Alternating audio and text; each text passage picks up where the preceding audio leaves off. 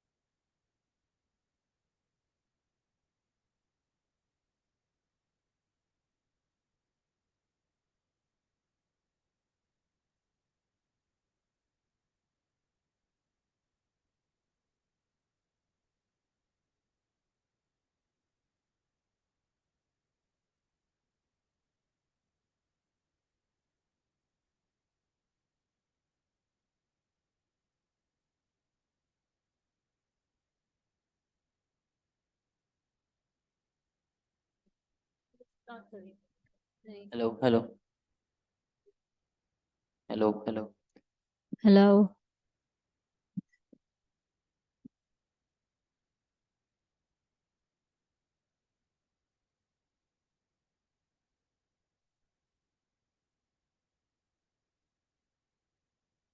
काव्या ले लिया?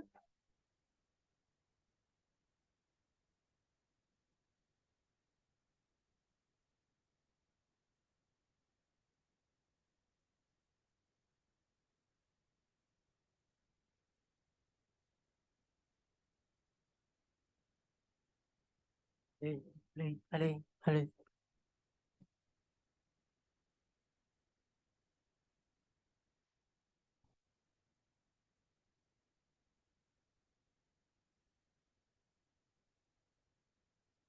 Howard.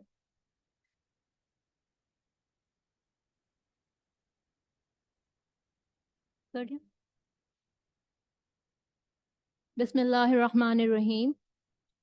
Esteemed colleagues, researchers, valued donors, respected partners, honorable presenters and panelists, ladies and gentlemen, Assalamu alaikum and good afternoon. In 2006, Pakistan Poverty Alleviation Fund actively participated in and supported a series of research studies focused on poverty alleviation.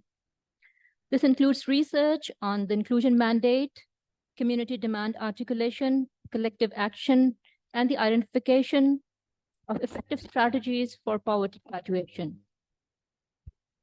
PPF has consistently utilized the evidence generated from these studies to inform and shape the design of the programs. Disseminating this knowledge, beginning with our research conferences from Share the Knowledge in 2014, Knowledge to Action in 2017, to Beyond Action Towards Transformation in 2019. Today, PPF co-hosts the session with SDPI on Empowering Communities, Poverty Graduation in Pakistan.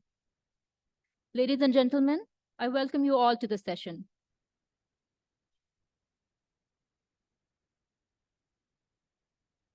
I would like to introduce today's panel. We have Shandana Humayun Khan, Chief Executive Officer of the Rural Support Programs Network. I'm happy to share Shandana is a recipient of the 75th Development Leadership Award of the Government of Pakistan. She has 33 years of experience in rural development, community development, and poverty reduction programs, with experience in Pakistan and South Asia.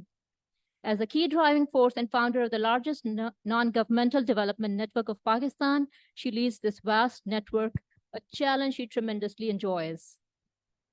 Shandana has been a senior member of numerous government policy committees and task forces. She has provided consultancy for the replication of the RSP approach under UNDP's South Asia Poverty Alleviation Program in the Maldives and Nepal. She has also worked in Afghanistan for the Aga Khan Foundation. Shandana possesses a rich academic background with experience across various cultures and educational settings. She holds a bachelor's degree from Delhi University, a tripos in social and political sciences from the University of Cambridge, and a master's in international public policy from Johns Hopkins. I kindly request Ms. Shandana Khan to preside over the head table as the chair.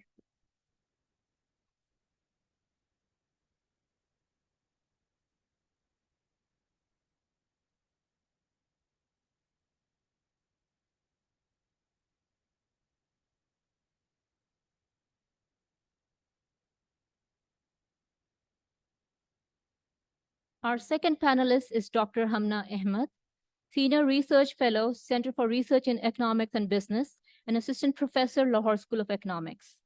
Hamna holds a PhD in economics from the University of Kent. She also studied at the University of Warwick and Lahore University of Management Sciences. Her current research is about constraints faced by young women from low-income households in entering the workforce. More broadly, her research interest lies in behavioral economics, applied development, and political economy. Hamna has been co-principal investigator on several collaborative projects with local and international researchers in partnership with local institutions, including Pakistan Poverty Alleviation Fund. Her research has been supported by several international competitive grants, including Gender Growth and Labor Markets in Low-Income Countries, the International Growth Center.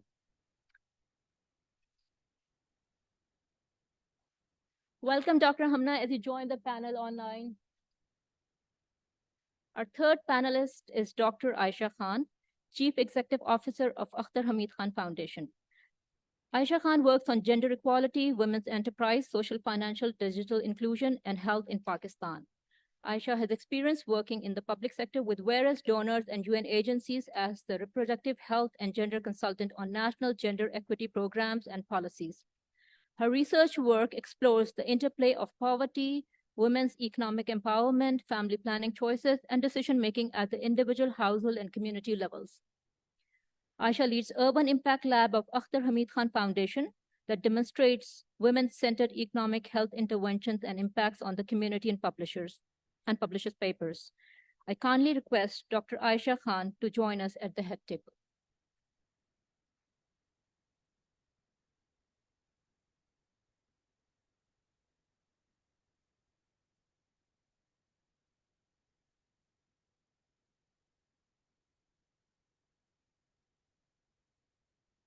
Ladies and gentlemen, Pakistan Poverty Alleviation Fund, in collaboration with the Lahore School of Economics, Duke University, and University of Oxford, has undertaken a census study of third-tier organizations, also known as local support organizations in the country. Today, Dr. Kate Wyborny will be telling us about the headline results of this experiment. Kate Wyborny is an economist at the World Bank South Asia Region Gender Innovation Lab. She previously served as Associate Director of the Dev Lab at Duke and Research Scientist in the Department of Economics at Duke. Kate Wyborny completed her PhD in Economics from University of Oxford. Earlier, she worked on research and policy outreach on foreign aid, trade, and development at the Center for Global Development and the Carnegie Endowment for International Peace.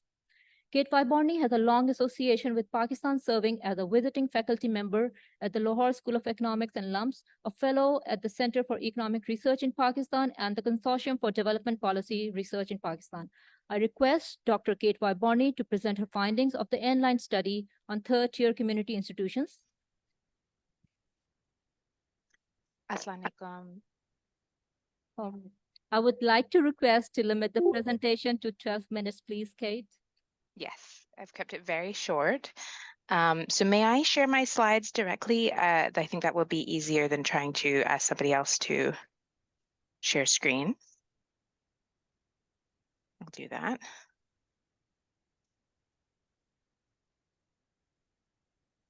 Are you able to see the slides? Yes. Okay, excellent.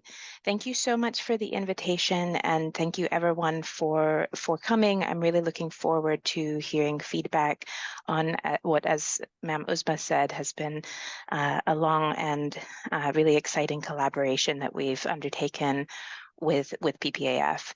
I'm sorry that it's a little dark behind me. It's 5 a.m. here, so but I'm really excited to be awake and be joining you all for this discussion. I should say that as Ma'am Uzma said, I've recently joined the World Bank, but the vast majority of this research was conducted while I was at Duke University. So it was a collaboration with Duke University, and I'm not representing the World Bank in the presentation. And as you can see here, that Dr. Hamna, who's on the panel, is also one of the investigators of this study. So the study is examining the role of third-tier organizations, or TTOs, which have been for many years a key part of the strategy that PPAF and its partners, including the rural support programs, have used for community development in Pakistan. They're apex institutions that represent village that are formed at the Union Council level, and they represent village level and community level organizations that are formed at the neighborhood and village level. And you can see here an example of the meeting space of one of them. There have been more than 1,000 of these organizations founded with support from PPAF and the partners, including the RSPs. And what we've seen in both in the data and in our opportunities to visit the field is that their development really varies substantially. So some of them develop into strong independent organizations and become partner organizations in their own right. Others remain kind of dependent on a lot of support from the partner organizations. Others become inactive or disband.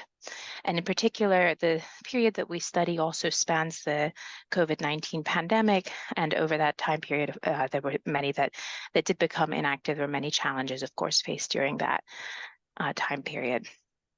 So the goal of the project from the beginning was to help understand how PPAF and its partners could help to support these organizations and their development as effective community institutions.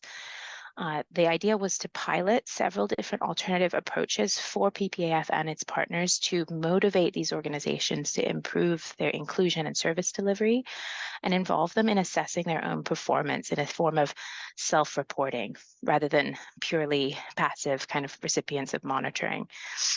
So in this study, we've used a randomized trial to test the effects of these approaches on outcomes of the third-tier organizations, including their performance in inclusion and service delivery, their institutional capacity, and their sustainability. So I'm going to talk through what actually was occurred in the different treatment arms of the randomized trial. The first and kind of central treatment that was set up in the trial was a form of self-reporting. So normally organizations would be monitored, but they would just be told, somebody's going to show up and monitor you, or somebody would show up to the meeting and monitor them. The idea here was to involve them in monitoring their own progress and assessing it themselves. So each one was provided a workbook and trained on 4 really simple key performance indicators on how to track, add up, and report those indicators. Those indicators were selected in close collaboration with PPAF and set with weights according to PPAF's preferences. Each organization, each ETO was required to report for itself, and there was follow-up assistance from community resource persons as needed. The TTOs were required to report these numbers once every 6 months for a total of 6 rounds over 3 years. The second treatment is a recognition ceremony. So all the TTOs in the study, this is cross-randomized with the first treatment that I just described, had an opportunity to be recognized in a ceremony with partner organization and government officials. And the way they were selected differed by the treatment arm. So the organizations in the incentives arm were asked to report their scores, as I just showed you on the previous slide with the workbook, and those who had the highest reported achievement were selected within groups that were set to be kind of similar at baseline, so set them to be the strongest among those who started out at a similar starting point. The second possibility was a group in which they were asked to self-report, and then they were included in a lucky draw or kurandazi if they reported. So that was just based on reporting, not based on the numbers that they reported. And the third possibility was that they weren't included in the reporting treatment at all, and they were in the control group. They just had a simple lucky draw with no requirements, and they were told you're going to be entered into a lucky draw, and those who won the lucky draw won a recognition. So what happened in the recognition ceremony, it was highly personalized. So as I said, a government and a partner organization official would participate. Each member of the executive body of the organization could attend and bring a guest. They had a tea, they had an opportunity, sort of a photo opportunity. They received individual certificates and a shield. And in general, the feedback from the field was that people valued this a lot.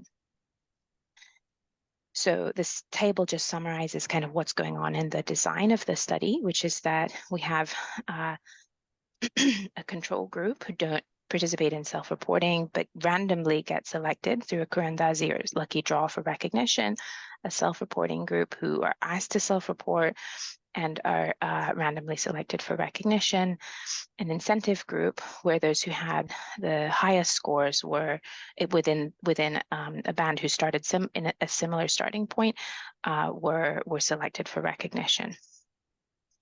Then the final component of treatment was a verification check. So there's always this concern with any kind of self-reporting activity of over-reporting. A third-tier organization might over-report their performance to improve the donor's perceptions or just to win the recognition ceremony.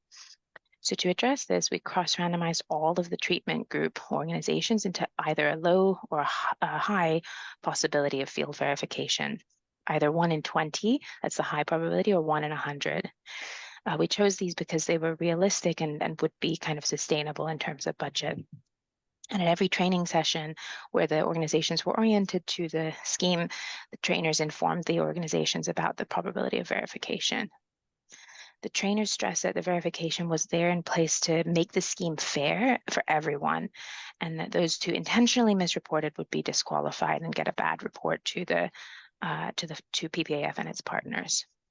Then of those who reported, we randomly selected the reports for field verification so we can see the effect of verification as well. So all of this allows us to test what are the impacts of different ways that that PPAF and its partners, kind of sitting in Islamabad or sitting in provincial capitals and having field reach, but also having obviously a lot of work to do with that field reach, and not having the possibility to kind of sit with the TTOs every day. Like, what's the best way to kind of engage them and keep them kind of motivated with different sorts of incentives. At Endline, we carried out an in-depth survey with the executive body members, and as shown in the picture here, the survey also embedded in a workshop in which the TTO would develop their own grant proposal from scratch. So this is something that a lot of TTOs expressed interest in. They really wanted to learn about grant writing, and we developed a curriculum which the enumerator guided them through. So you can see here that there's a brainstorming session going on what, for example, what is the grant proposal going to be about, or what are the key points that we want to mention in each section of the proposal. So it guided through the structure in a way that produced a real grant proposal that they then received a copy of and could send to any donor they wanted, and also help them understand the process of grant writing for future activities. In addition, we cross-checked reports from all of the TTOs by interviewing various different stakeholders. So the TTO reported their activities, but then we interviewed all of the members of the executive body, but we also interviewed beneficiaries, community leaders, and government officials in each union council. So that allows us to check whether any change in activity reported by the TTO is just a change in reporting or a real change in activity. So that's quite central to the end line as well. So we think these two components help us a lot to understand kind of the true impact on the capacity of the institutions beyond just what they report in a direct question. Okay, so I want to highlight, there's a lot of results from this study, and I only have a few more minutes, so I just want to highlight a few results that have really struck us that we think have important implications for the future. The first is that being asked to report and being recognized in a ceremony actually increases the chance that the third-tier organization survives and doesn't become inactive or disbanded. On the other hand, when they're asked to report and they're never recognized, they're more likely to become inactive. So when there's that pressure and no reward, some of them eventually stop meeting, stop doing activities.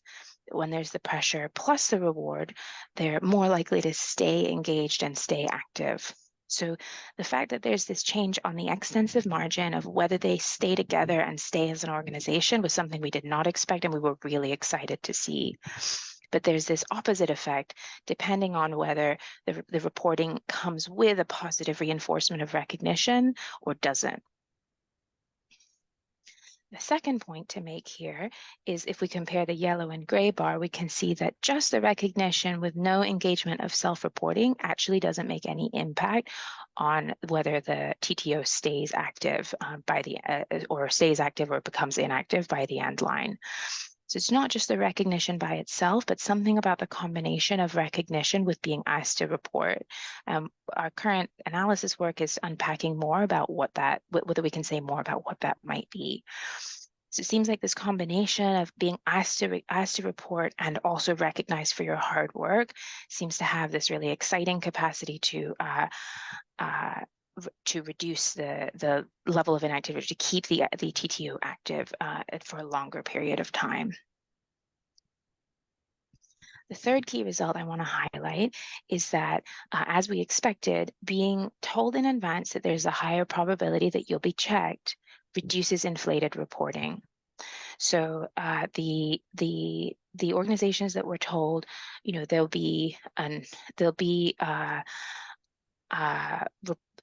have to report and there'll be a very low possibility that anybody will check, they report a higher score. Those that are told that there's a high possibility that you'll be checked, they report, actually, this is not a statistically significant difference, but if anything, a lower score, on these KPIs. So the verification check does work.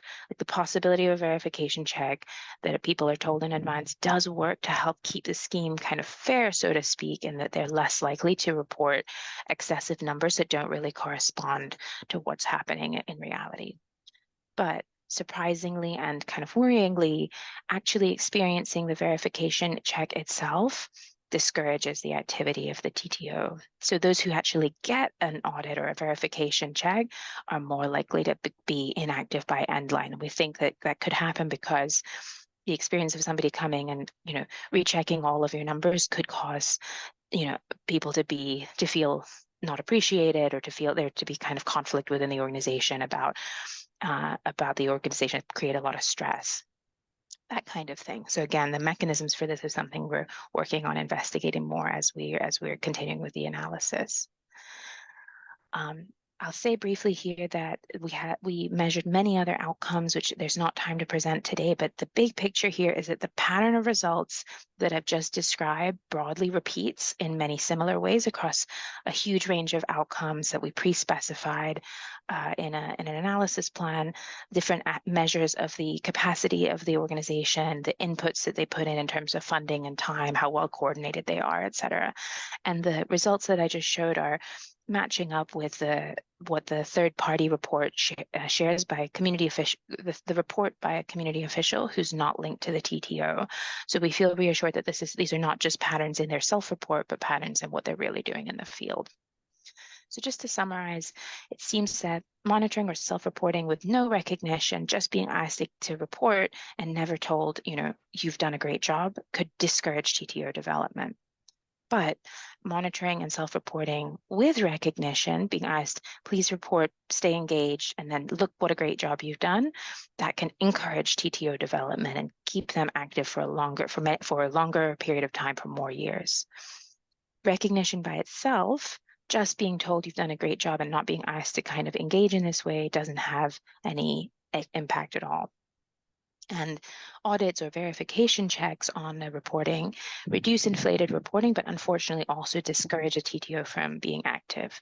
So to kind of draw out the big picture lesson here, I think the big picture is that there needs to be a right balance between demands, what the donor is asking from the institution, please self-report, let us monitor you, let us check you, balancing that with rewards like recognition, you've done a great job, we're going to appreciate that and recognize you in the community. That balance between the positive, the demand and the positive recognition seems to be really important to maintain a high quality relationship and to keep the organization motivated. I just want to say thank you so much to all of the contributors to the study, which include many people at PPAF, including Ma'am Uzma, who introduced the session, and for just a fantastic collaboration. We've loved working with you all and really appreciate all of your support. There have been many people who've also supported the research team, both as mentors, as research assistants, and so on. And all of the partners, including and especially RSPN, have engaged from the very beginning of the study on the design, supported the survey, the trainings, and the ceremonies, and that's been absolutely crucial. And we hope that this study will be useful to you, and we'll be keeping on releasing more briefs as we finish the analysis and hope that some of them will be useful in your future work. We also gratefully acknowledge additional funding beyond the funding that PPAF provided for the study from DFID or FCDO in the form of IGC and from the US National Science Foundation. Thank you so much, and looking forward to the panel discussion. Thank you, Kate. Reporting with recognition works. So TTOs also act like normal human beings, that reporting and recognition do matter to us. This study was eagerly anticipated, as its completion allows us to learn from it and design programs that will enable third-tier organizations to effectively address the concerns of the poor communities they serve. Kate, please remain connected for the panel discussion. PPF began its journey with the graduation approach in 2008 with a pilot project using the Bragg graduation approach as part of the global study on graduation with CGAP. We will be learning from Mr. Nadal Gulbarej how the graduation approach has offered a comprehensive pathways out of poverty. Mr. Nadal Gulbarej is Acting Chief Executive Officer of Pakistan Poverty Alleviation Fund. He brings over 28 years of extensive leadership experience in national and international organizations focusing on social and economic development. He has spearheaded multi-million-dollar pro-poor development programs, particularly in Balochistan. Prior to joining PPF, he served as CEO, Balochistan Rural Support Program, and held key positions at the International Union for the Conservation of Nature, Balochistan, and United Nations Population Fund. Nader Gul is recognized for his contribution to sustainable development and conservation strategy processes with publications from esteemed organizations. His outstanding performance in socio-economic development in Pakistan earned him accolades, including the 7th Federation of Pakistan Chamber of Commerce and Industries Gold Medal Award in 2019, and Afro-Asian Rural Development Award in 2012 for excellence in rural development. I request Mr. Nader Gul to present PP's Poverty Graduation Approach. Nader Saab, please.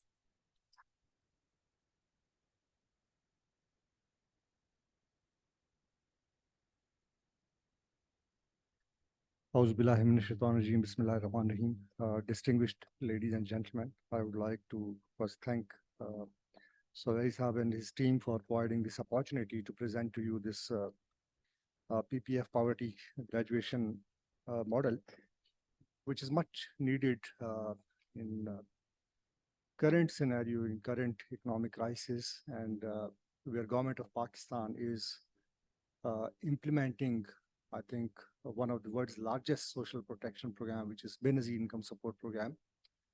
And current year budget for Benazir Income Support Program is 450 billion rupees. So to put in a one word, what is poverty graduation is just to change the approach of giving fish to people, give them skill to catch the fish. That is basically what graduation means.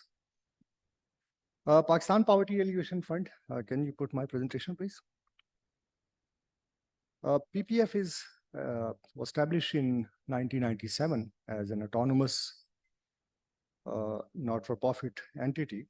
It's a national apex institution for poverty alleviation and sector developer for financial inclusion and poverty graduation. If we look at the next please, the poverty of nation. So decades ago, the poverty was measured through income poverty or food intake poverty. But later on, it was like, this is also an experience that we have witnessed in Pakistan also, that when you try to improve the income of any poor family, but if there is any shock of flood or earthquake or drought, it's zero-sum game. If there's any shock of health crisis in a family, it's again zero-sum game. So then it was realized that multidimensional poverty needs to be addressed, coupled with improving the income of that family. So poverty arises when people lack key capabilities, access to health, education, living condition, and assets ownership. And now when we, in 2015, when Sustainable Development Goals were agreed by all nations of the world, so the holistic and inclusive development was emphasized and agreed upon by all the nations, that leave no one behind is the central transformative promise of the 2030 agenda, to which Government of Pakistan also is a signatory and is committed to take it forward. Next. In policy context of poverty alleviation and growth, as I just mentioned, that National Sustainable Development Goals framework for reducing regional inequalities through sustainable and inclusive development. And then Pakistan's vision 2025, that basically strategizes inclusive growth by substantially reducing the incidence of poverty and improving income distribution mechanism. And there are 7 key pillars of this policy.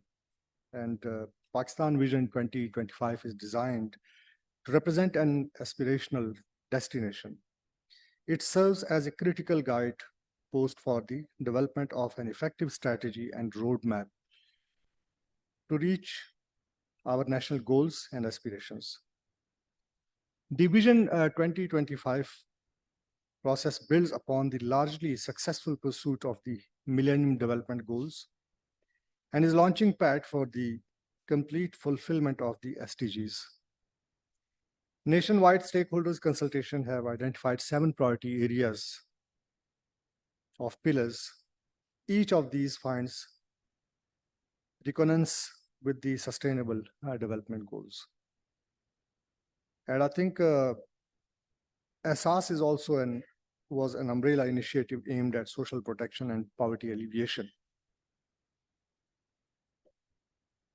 And the strategy takes a multi-sectoral and multi-stakeholder approach, recognizing the importance of private sector, civil society, and multi-sectoral across government collaboration.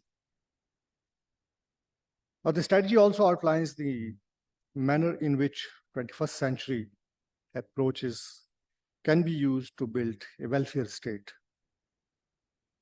Data and technology for precision safety net, financial and digital inclusion, human capital formation, women's economic empowerment, value chain building for agriculture and crafts, solutions, innovation challenges to develop solutions for poverty, measures to address malnutrition, and multi-sectoral and multi-stakeholder approach for solution at scale.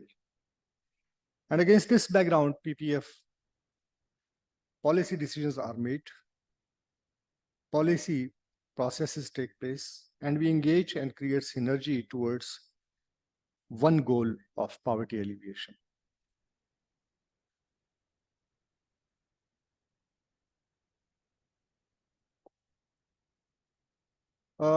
If you look national structure and poverty programs for poverty, the Government of Pakistan created the Poverty Alleviation Coordination Council in 2019. And in 2019, in order to bring various key implementing agencies under one umbrella, which is poverty alleviation and social safety, and that because Benazir Income Support Program, as I mentioned, is the largest social safety net program.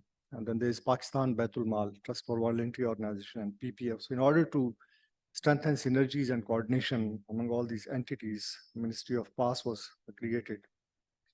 And then government launched National Poverty Graduation Initiative in 2017, which is called NPGI, based on the tested various interventions in Pakistan on poverty graduation. So social protection paradigm in Pakistan remains mainly characterized by cash transfer, focused on consumption smoothing, designed to protect the poor against temporary risk income shocks. And this was a study conducted by STPI in 2021. And evidence also show that unconditional cash transfer alone cannot eradicate poverty unless they are integrated into a more comprehensive poverty graduation approach. 2016 onward, PPF engaged with government and international stakeholders to promote this holistic approach for poverty graduation. And one of the important aspect of eradicating poverty is the targeting of geographical area and targeting of household. So PPF in our 2-decade experience in delivering poverty alleviation program, where they are most needed and showing neutrality and impartiality without being influenced by any stakeholder. So our rigorous poverty ranking mapping is based on the multidimensional poverty index of Planning Commission. And household level poverty targeting is through Poverty Scorecard, a tool which was developed by Mark Scheiner. It was approved by Planning Commission, adopted by Benazir Income Support Program, as well as all stakeholders who are trying to contribute to reduce poverty at the household level. And it was then upgraded, and NESR, National Economic Survey Registry, was conducted by Ministry of Poverty Alleviation Benazir Income Support Program for targeting the poorest household across the country. So we also follow the same indicators. Next. These are basically our 4 strategic framework that we believe that unless you organize communities, it's difficult to identify the poorest household. It's difficult to address multidimensional poverty index. And I appreciate Ms. Kate, who just presented to you the TTO study. And there are 2-3 benefits of when you organize communities. Number one, that right from conceptualization of any project to its implementation to its monitoring, communities at forefront, they take the lead. It contributes to improving governance at the community level. Particularly the social sector services. It contributes to ensure that development projects, they are initiated and implemented on need basis.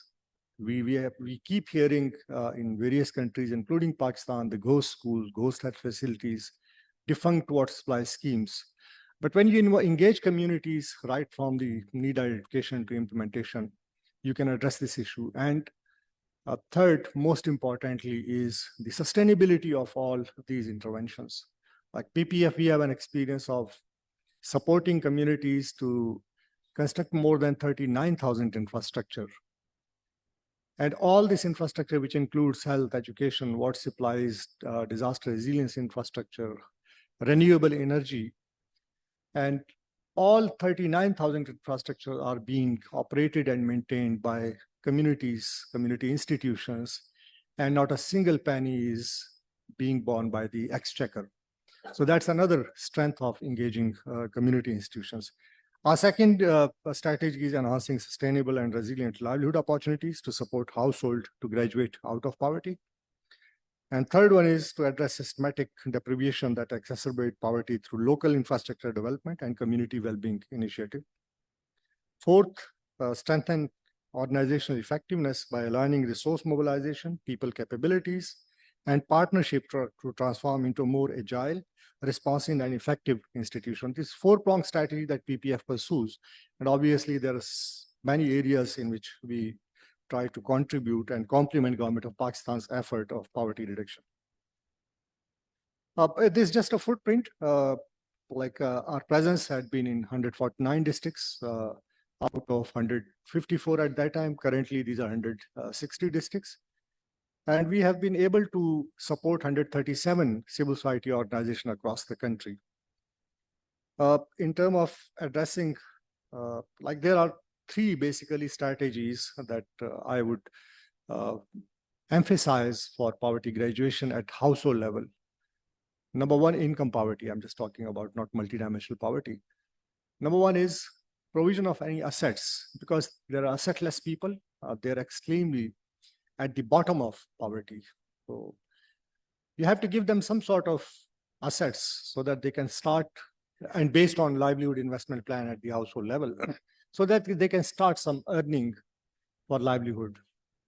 And then skill development of any boy or girl or man or woman in that poor household so that they can start earning. And third is to complement these two interventions, assets provision as well as technical vocational skill, the interest-free loans or microfinance services for people above the poverty scorecard of 32. So PPF has, through the government support of Government of Pakistan, we have supported 2.7 million families in interest-free loan. More than 199,000 families have been graduated out of poverty through provision of assets. And 8.4, as you know, that PPF is sector developer in microfinance. And in 2016, based on the success of microfinance program in Pakistan, it was we created another company which is called Pakistan Microfinance Investment Company, in which 49% share of PPF, and then Karandas and KFW Development Bank, they are also partnered in this initiative. But till 2016, we supported 8.4 million families with microfinance.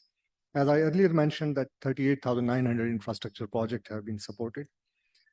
In terms of supporting community institutions, 147,000 community institutions have been fostered so far, and mainly it's through rural support programs and our other partners. And more than 1 million people have been provided skills through 18,000 events.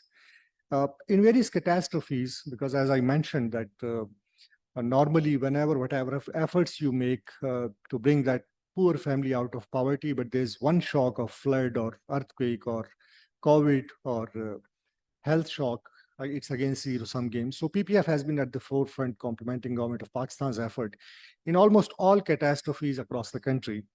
In 2005 earthquake, beside provision of relief, early recovery support in various sectors, we supported these communities through our partners and constructed 122,000 seismic resistance shelter in earthquake affected areas. And then there was 2010 flood, then there was at various places there had been earthquake, there had been again 2022 flood, and recently the flood in River Satluj that hit 6 districts of Punjab. So we are always at the forefront.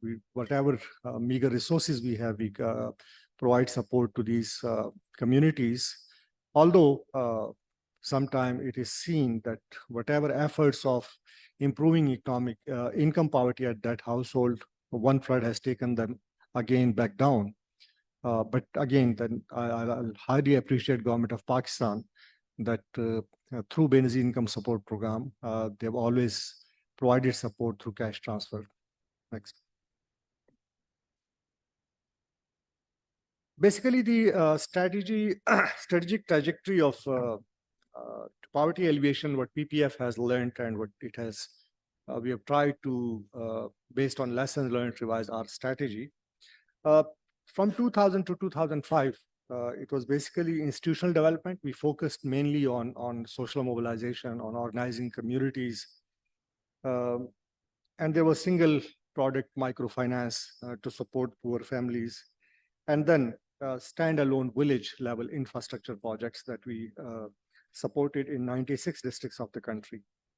From 2006 to 2009, we went to scale with the support of Government of Pakistan. It was multi-sector interventions, institutional development, water, energy, health and education pilots in 127 districts. And during this phase, as I just mentioned, in 2005, there was earthquake. So emergency response and reconstruction was supported. A special program for social mobilization was also launched through rural support programs. and testing livelihood various approaches in these 127 districts. And then based on lessons learned, we thought to take it to strategic depth, whatever interventions we undertake for sustainability. So integrated, inclusive, and multidimensional approach was introduced. Second generation institutional support for livelihood was extended. Scaling up assets creation, poverty graduation, and testing robustness. Scaling up financial inclusion through microfinance as well as interest-free loan. Because one of the lessons that we learned was that microfinance basically does not reaches to the extremely vulnerable poor population, particularly in poverty scorecard from 0 to 18, because they're completely assetless. They cannot take loan and do something for their earning. So that was the lessons learned, that then we requested government of Pakistan, and we were grateful to government of Pakistan that they provided 8 billion rupees in 2013 and 20 to provide interest-free loans. And also this interest-free loan has enhanced its access to communities which basically don't like the interest. They're mostly faith-based and they don't like interest-based product. So interest-free loan was also acceptable in those communities. And we reached out to more than 2.9 million households in those communities. Next. Building blocks for foster inclusion and impacting poverty. So integrated approach to social mobilization, infrastructure, health and education, and livelihood was kind of outcome of the same approach. The pathway graduating household out of poverty,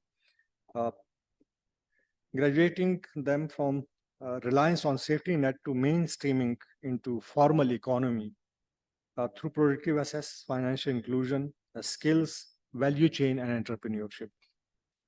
So that's another lesson learned, that previously, initially, we were just targeting we thought that there are 3 products through which we can graduate these poor people out of poverty. But now we have learned and we have started working on value chain as well as entrepreneurship to put it at scale, because when you strengthen value chains, when you support small and medium enterprises, so it not only helps the poor farmer to improve his or her income, but at the same time creates more employment opportunities in those areas. And then fostering social capital for participatory development, giving voice and empowerment to communities. So we are committed to leave no one behind and promote sustainability in those areas. This is basically our success of poverty graduation approach that we are trying to complement government of Pakistan.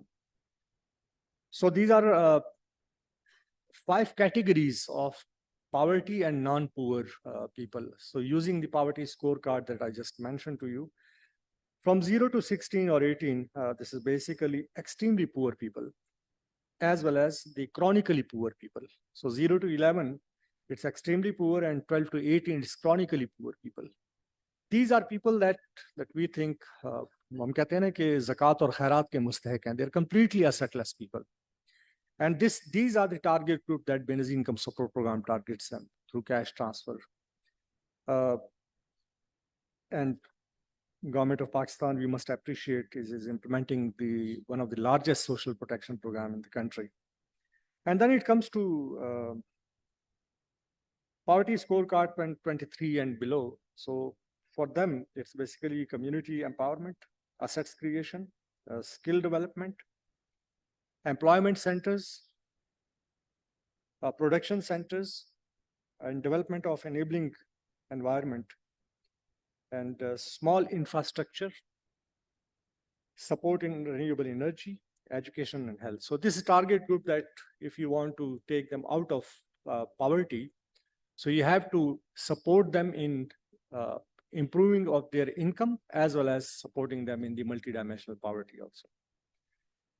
So people, again, the third category, which is basically much better, one can say, it's basically transitional vulnerable or transitory non-poor. For them, it's there are common interest groups, asset strengthening, empowering the employment centers again, production centers, strengthening value chains and marketing. Because these are people who are two categories above poverty, so they have capability to improve their businesses, to improve their livelihood through value chain and market linkages. And then we have a group which is one can say non-poor, poverty scorecard 50. So for this group, what we think is if you want to graduate them, if you want to further improve their living standard, we have to invest in value chain. We have to enhance financial services, particularly microfinance, and creating and strengthening entrepreneurship in those areas, and business approaches. Poverty scorecard above 50 up to 100, this is basically non-poor group. And for that, you need to have activities that contributes to macroeconomic growth of the country that would also support this group to improve their businesses, to improve their entrepreneurship, to create more employment opportunities for more national economic growth. So this is basically, ladies and gentlemen, a model of poverty graduation that has been tested. And there are various studies that have been conducted in Pakistan, which has demonstrated that this graduation model really works. And I'm very pleased to share with you that World Bank basically took this approach, and it's being implemented in Iraq. BRAC has taken the similar model, although it was, BRAC had done a lot of work on this in Africa also. So it's being implemented in Africa. Last year, there was a group from World Bank who wanted to upscale these kind of interventions to Jordan, to other areas. So it's basically, it has now become an internationally acceptable model. And we also try to present it to our policy makers that we need to decide exit strategy for Benazir income support program. We need to give empowerment to people to start catching fish, to start earning livelihood, rather than depending on the fish that government of Pakistan provide. So I'll just show you some slides. I'll not go into those details because I know the time is very short. So these have been some, there have been some studies that have proven the uptake of graduation in Pakistan for poverty alleviation. And integrated approach to poverty alleviation, like in 2013-21, integrated program for poverty reduction focused on social and economic development of grassroots communities through development of small infrastructure, provision of health and education services, skill development, training, and sustainable livelihood opportunities. It was funded by Italian 40 million euro debt swap program, and it covered 38 union council. And you can see the result which has been given below, that how it contributed to addressing the poverty and what are the outcomes of the same. Scaling up graduation in Pakistan, government of Pakistan through IFAD funding launched a program of National Poverty Graduation Program, and based on the success of PPF graduation model, and it still continues. It's being implemented in various districts of country. Next. Promoting inclusive development. So we, most of stakeholders, they keep coming to us that what are the results, what is the approach. So UNHCR basically, when we presented this model to them, they thought that it's a good model and it can be replicated for Afghan refugees also. So when they go back to their countries, they can, when they live here until the situation get normalized in Afghanistan, so they can start earning a livelihood in Pakistan. So this program is now being implemented for Afghan refugee also. And this year, we are trying to provide this support to 3,000 Afghan refugee families in KP and Balochistan. It's again the same intervention that I just highlighted. So from 2017, basically, we are working with Afghan refugees.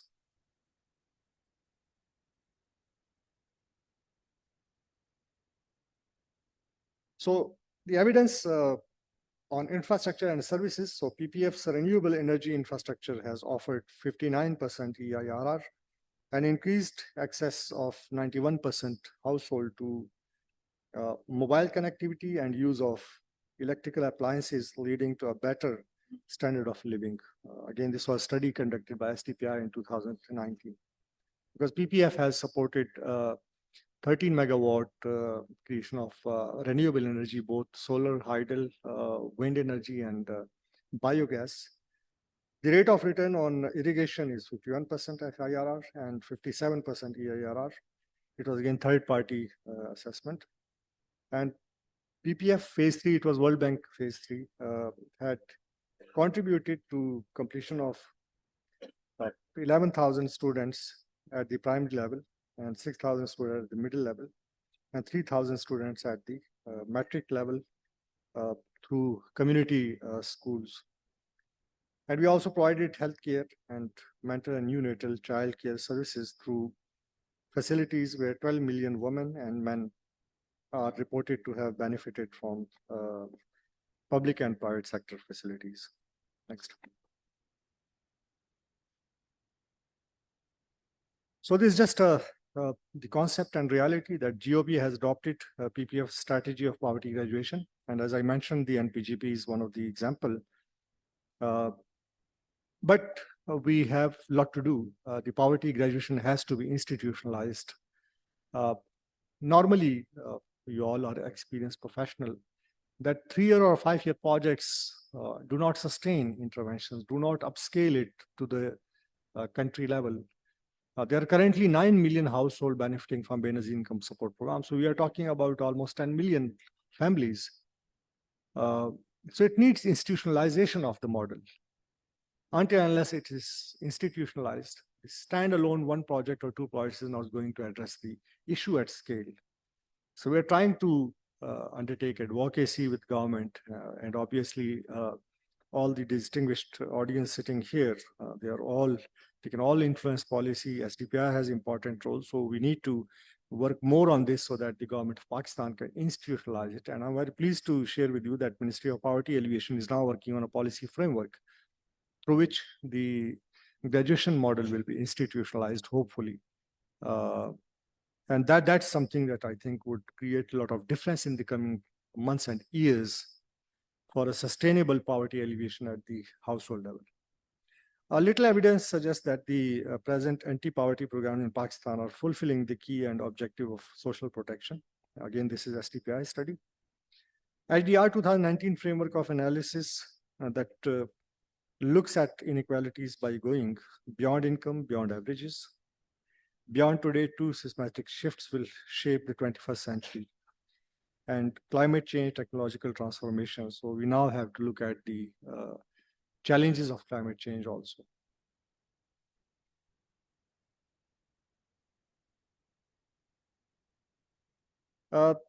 Rural areas cannot develop just by looking at the crops. Limited resource to work around value chains that would help people to graduate out of poverty. We have to capitalize on natural and cultural heritage sites for self-pride, for self-reliance and interdependence. Spreading thinly versus deepening programs should leverage upon previous work and take it to the next level of value towards local economic development. There are some policy and also comprehensive competency of implementing partners, how to ensure quality manpower in rural settings. So these are a few questions that I leave to the audience for policy advocacy. And I thank you all for your patience, audience.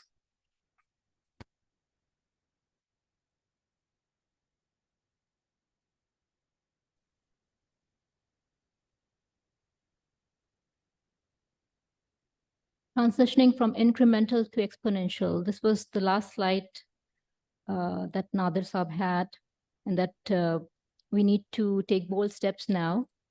Thank you, Nadir Saab. Nadir Saab, please take your seat to the panel. Curious to explore other options and other types of validation on poverty graduation, PPF moved forward with Imran Rasool and the team at SERP to develop our second RCT with a focus on further assessing what can benefit households the most, assets or cash. Today, we will hear from Dr. Rasool on how such interventions change the economic preferences of households.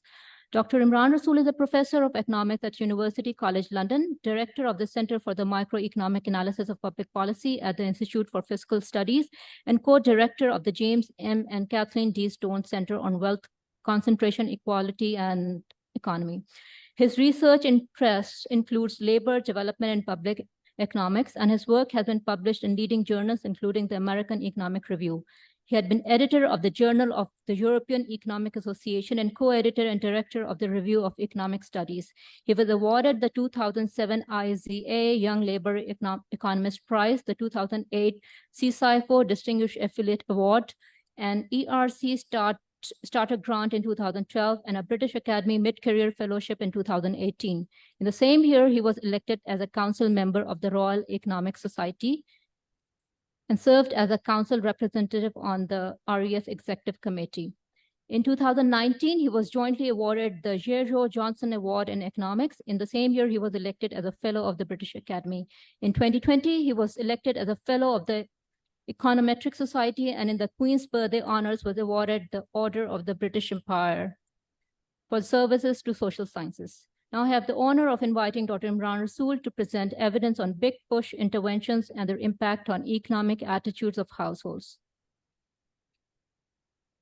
Thank you, Osma. Can I just confirm you can see my slides okay? I can't, my camera's not starting with the Zoom link, but hopefully you can hear me and see my slides okay.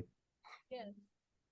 Okay, that's great. So thank you to everybody at PPF and SDPI for inviting me to be able to present this work today. This is a long-running collaboration we've been engaged in with PPAF since around about 2012. We started this sequence of projects that looks at evaluating some of the types of graduation program that Nader was just describing.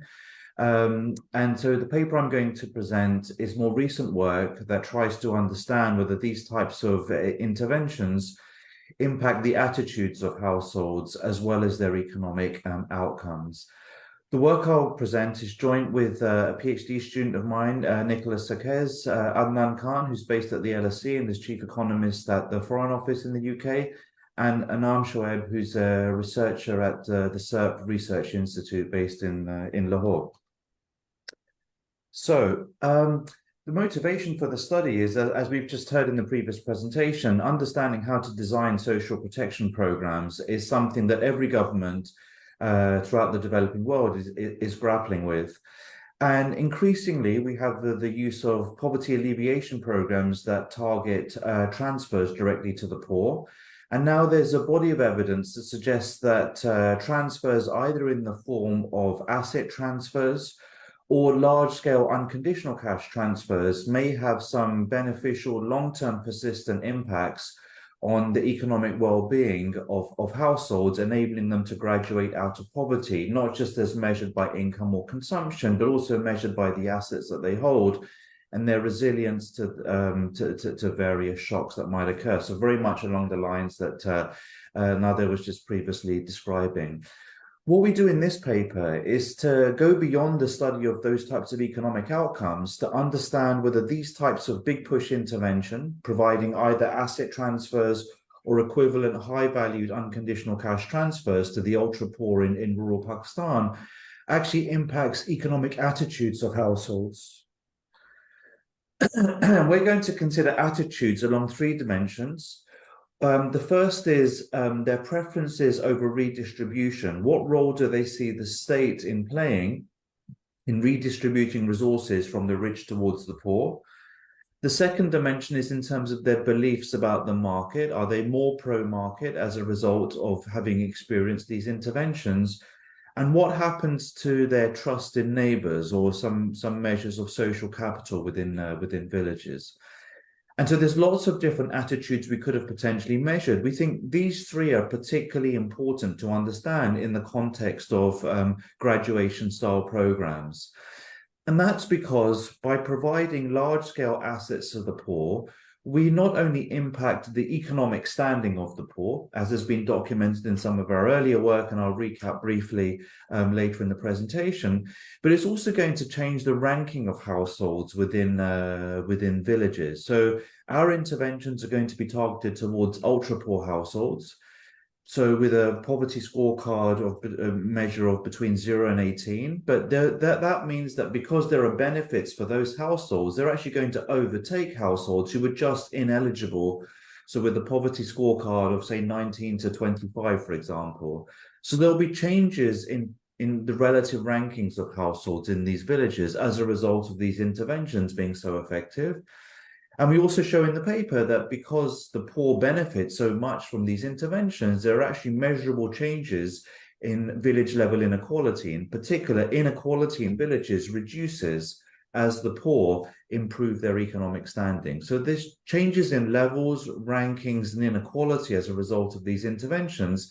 And that might naturally lead households to change their demands or what they believe about what the state should do with regards to redistribution. Another key reason why these types of graduation programs are so effective and lead to persistent graduation out of poverty is that it allows the poor, the ultra poor, to move away from casual wage labor employment to combining their labor with various forms of capital or assets that are provided. And as a result, deepen their engagement in various types of market, in labor markets, in capital markets, and various types of output market. And so that experience of engaging more in market exchange may well change the pro-market beliefs of the ultra-poor.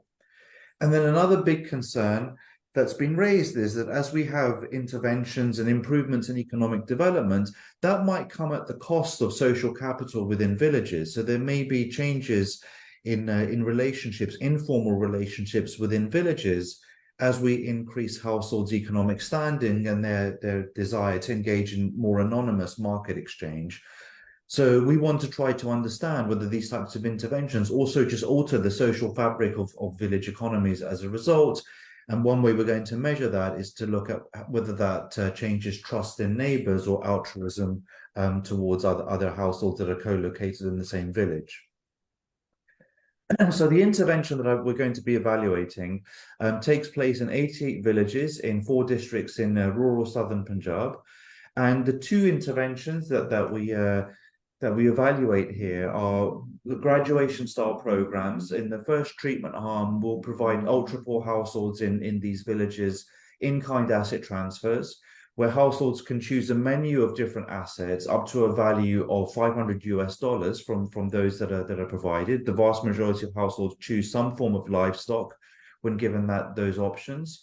And then we combine that physical capital also with human capital to also train them in the use of those assets. So the total value of the in-kind and human capital transfers in that set of villages, in that first treatment arm, amounts to $620. So that's why I referred to these interventions as big push throughout. These are very, very large changes in resources that are targeted towards the ultra poor.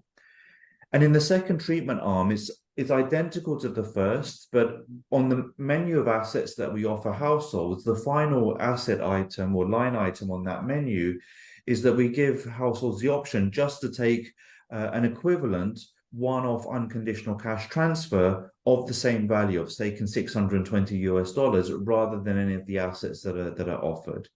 And when households are given that choice, 95% of them prefer to take the unconditional cash transfer rather than taking any of the in-kind transfers that are offered on the same menu.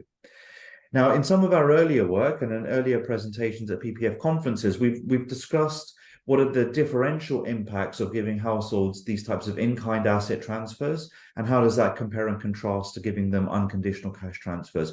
I'm not going to discuss those differences today. I'm going to combine these 2 interventions and just focus on the impacts on the attitudes of households as a result of these 2 interventions. This is going to be a partial population experiment. So throughout, we're going to have a number of different types of households that we're going to track. There's going to be 2 stages of randomization. The first stage of randomization takes between villages. So in one group of villages, in a third of our 88 villages, they'll be held as controls where the ultra-poor are offered neither the asset transfer nor the unconditional cash transfer.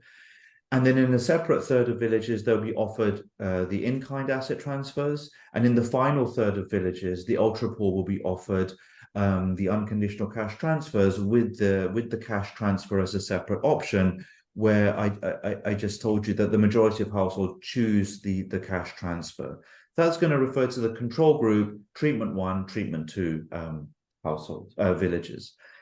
Now, within each of these villages, we're then going to track over the course of the next 4 years households that were poor, the ultra poor who were targeted by the intervention, as well as households who are not poor. So those households who have a poverty scorecard from 19 up until 100 that also reside in the same villages. So we want to try to understand whether the implementation of these types of graduation programs, these big push interventions that target the ultra poor, don't just shift the attitudes of those households who are beneficiaries, but do they have any impacts on the attitudes of those households who are not beneficiaries of these interventions? And then within the ultra-poor households, we didn't have sufficient resources to give the offer of the treatments to every ultra-poor household. So within the ultra-poor, we actually randomized which of them are actually offered the intervention. So I'm going to make a distinction between the treated poor, those households that are ultra-poor and were randomly assigned to receive the interventions, and the not treated poor, those households who were also ultra-poor initially, but are not offered the interventions and therefore get overtaken in their economic standing as a result of the treated poor taking up the interventions. So there's going to be 3 groups of households whose attitudes we're going to look at and how they're changing over time: the treated ultra-poor, the not treated ultra-poor, and those households who will never be eligible for the interventions are not poor themselves. Okay, and so this just shows you, just briefly, what happens to the economic outcomes of households when we combine the 2 treatments together and we don't focus on the distinction between asset transfers and cash transfers. We see, for example, in the first column, livestock ownership relative to the control group when no intervention is offered increases by about 16 percentage points after 1 year after the interventions roll out, and that intervention is sustained up until 4 years later. Similarly, irrespective of the intervention that's offered, the value of livestock owned increases by 14 to 12% over the next 4 years. Households are much more likely to have an iron roof, they're much more likely to be able to consume the milk that they're producing, and food expenditures rise by the end of the 4 years by about 4 percentage points. So on a whole range of economic outcomes, there are large and sustained improvements in the well-being of the ultra-poor as a result of these graduation interventions, whether we provide them one-off asset transfers combined with training, or we allow households to take the equivalent unconditional cash transfer. So there are large changes in their economic standing, but as a result of the impacts on the ultra-poor, they overtake in economic standing the ultra-poor who are not treated, the not treated poor, and they reduce inequality with those households who are never eligible, the not poor. So given that background of big changes in economic outcomes, rankings, and inequality, the core of our analysis then says, well, how does this translate into the attitudes that these 3 groups of household have along these 3 dimensions? So to measure redistributive preferences, we ask household heads 4 different questions, and we comprise those into an index. So we ask them, for example, should the rich give part of their income to the poor? We ask them about their perceptions of the rich. Do the rich deserve the income that they have? We ask them specifically how much of a windfall should be redistributed. And we ask them, are you concerned about inequality in Pakistani society as a whole? And we use those 4 measures to construct an overall index, which we call their preferences for redistribution. Then in terms of their pro-market beliefs, we ask them 4 separate questions about their beliefs in individualism, meritocracy, materialism, and how much they trust people in general, which is important for anonymized exchange in markets. Again, we construct an index of pro-market beliefs based on that. And then the third dimension is the extent to which they trust their neighbors, where we ask them 4 separate questions that ask them about how much they expect their neighbors to behave well, whether they feel the rule of law operates, whether they perceive crime to have decreased, and whether they overall feel safe in their village. So that gives us 3 different indices of attitudes measured across these 3 dimensions. And the next figures just show you some descriptive evidence on the distribution of those beliefs in the left-hand side figure. So this is amongst the poor. There's lots of variation in terms of how redistributive their preferences are, or how pro-market the poor are, or the degree in which they trust their neighbors. And the right-hand side figure just shows across the poverty score decile, moving from deciles 1 to 4, which correspond to the ultra poor in our sample, to deciles 5 to 10 that correspond to households with a poverty scorecard of 19 to 100, what their attitudes are. So generally, we don't see much difference in attitudes between the rich and poor. And it's the case that households in our villages are generally more pro-redistribution than they are pro-market, and they're more pro-market than they are in terms of their trust in their neighbors. And so what we then look at is, how do these attitudes change as a result of being exposed to these interventions, either because they directly benefited from the interventions, or they observed other households in the village benefiting from the intervention.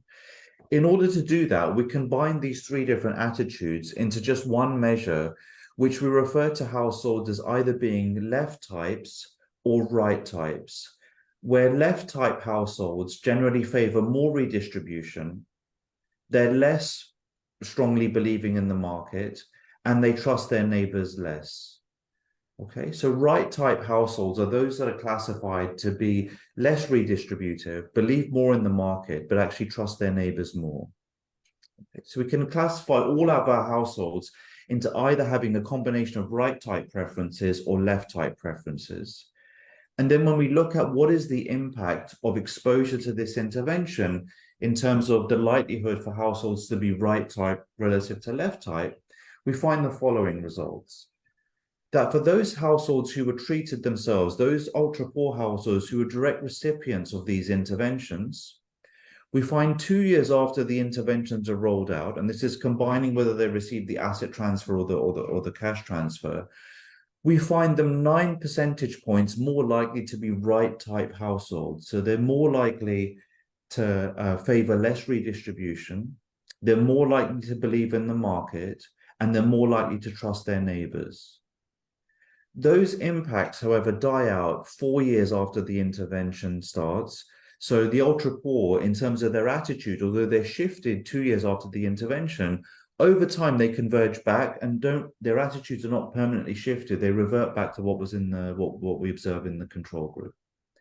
They're the results amongst the treated poor. If we repeat the analysis amongst the 2 other groups, the not treated poor and those households who would never be eligible, we actually see that attitudinal changes are actually very similar across households that are either ultra poor and received the intervention, ultra poor and did not receive the intervention, and not poor altogether. That in a sense, attitudes can shift as a result of the interventions, but attitudinal shifts do not change as a result of being a direct beneficiary of the intervention. Attitudes in these villages change because the village experiences these interventions as a whole. In other words, attitudes are more a function of what they observe around the village as a whole, rather than their own self-interest in terms of what happened to that household, in terms of whether they were a beneficiary or not. There's very similar changes in attitudes, but none of these effects persist across any of the groups 4 years after the intervention start. So as a final way to try to understand whether the interventions generate long-term change, we look at voting behaviors. So during our study period, there were some high-stakes local elections that took place in 2015. And so we asked, does exposure to the interventions change the likelihood that households actually voted in these local elections? And then what we observe is that for all households, we see significant increases in the likelihood that they vote in local elections of between 6 and 9 percentage points. So there's quite a big increase in political participation of households as a result of the interventions.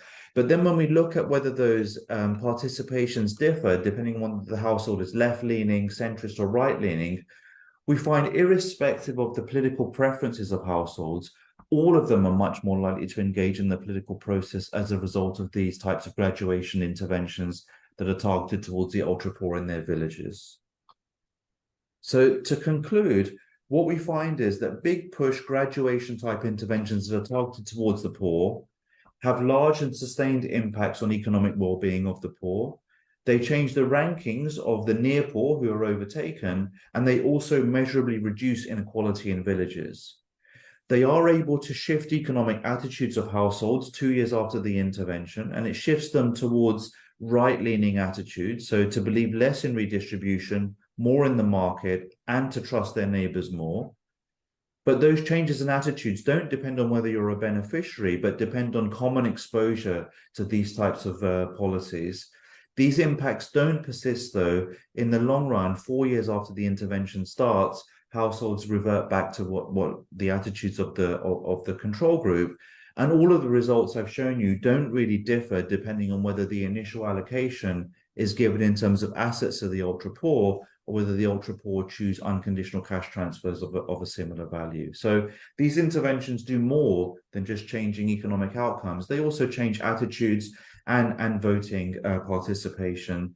So we think that that's an important new element to describe about the role of graduation programs.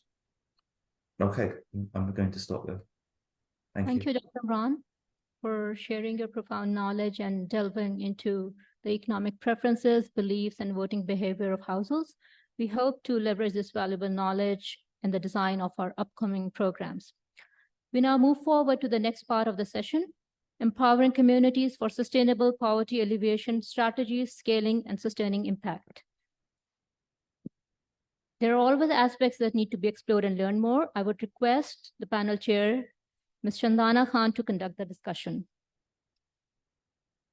Thank you. Assalamu alaikum to everyone. I'd like to thank CI for hosting this panel.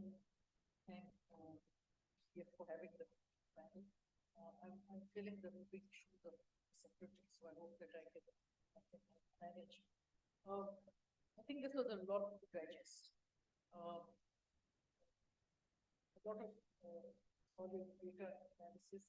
Those of us who work as practitioners in this sector, it's very useful to hear this because you often question yourself and say, okay, we're doing all this.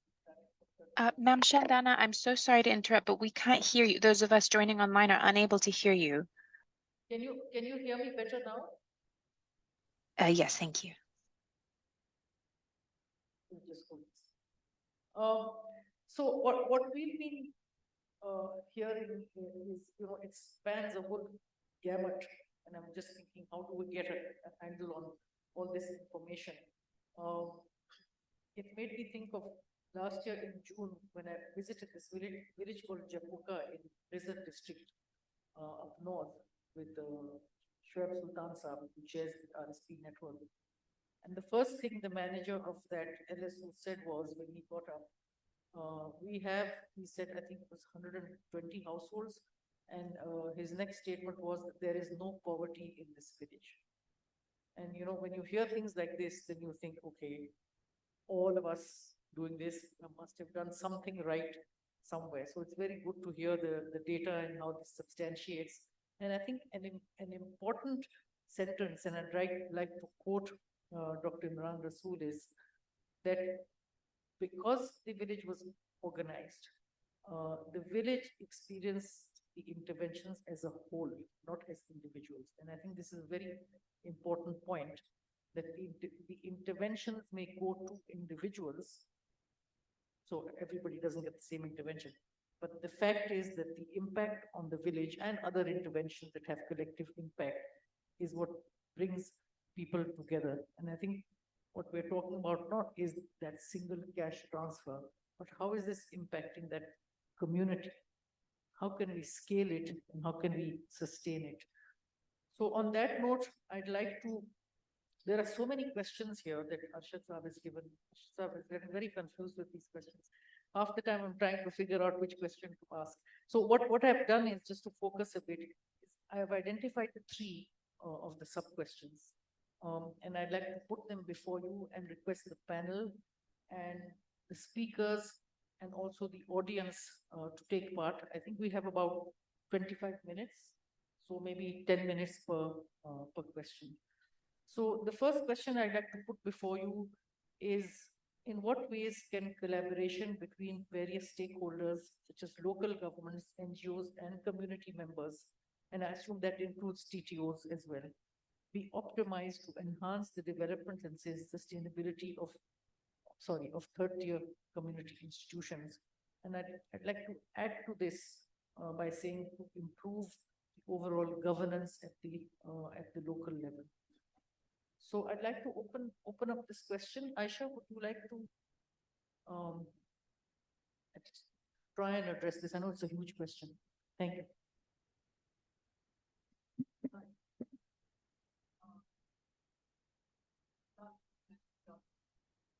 Thank you very much, AF and SPI for bringing this very useful panel discussion. Panel discussion and is this on? And speakers together. So as I was listening, as Shandana also said, this is a huge, poverty itself is a huge thing. But the things that were kind of coming to my mind, and again, I speak more from the urban poor and urban communities perspective. One of the things that really kind of still I'm looking for answers and still is a little grappling for me is that in many, particularly in urban communities, community institutions of the poor are either very weak or missing.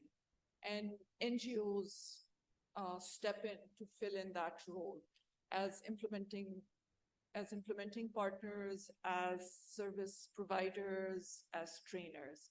Even in many of the PPAF graduation programs and service delivery programs Nader Saab was telling, that's exactly what you're seeing. But what interests me is that NGOs have to transition from becoming implementing partners to actually strengthening the community institutions that are there at the grassroots level, whether they are in villages or they are in urban communities.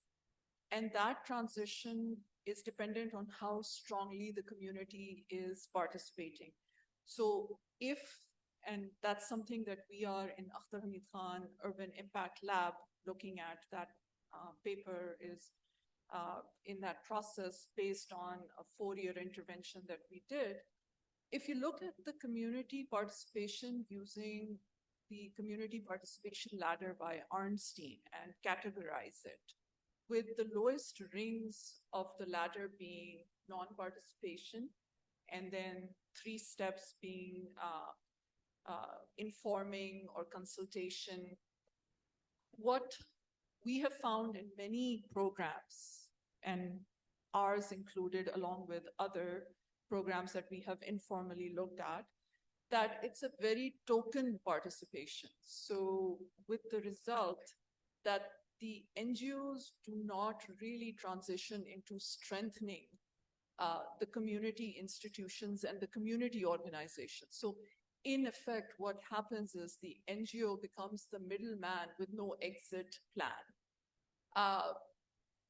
That in itself, so if you look at the other way, what it flips into is strong NGO service deliveries may not necessarily allow strong community institutions to emerge, because so much of the learning and the service delivery,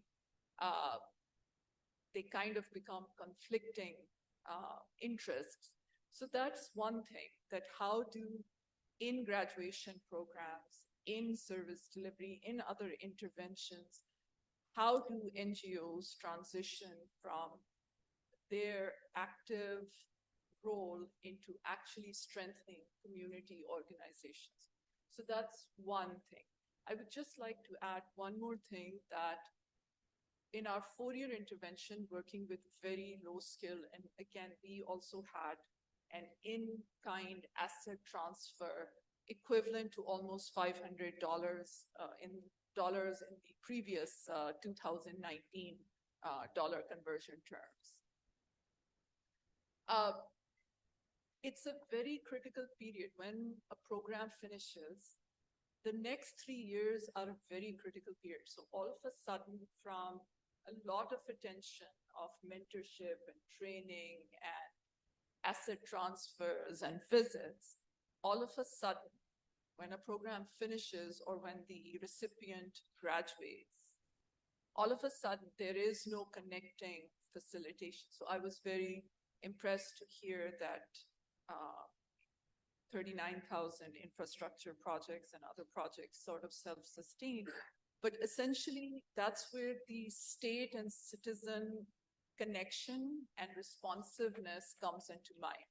So where do programs, when you've done your programs, how do they connect into the next level? And that often is not part of the program design.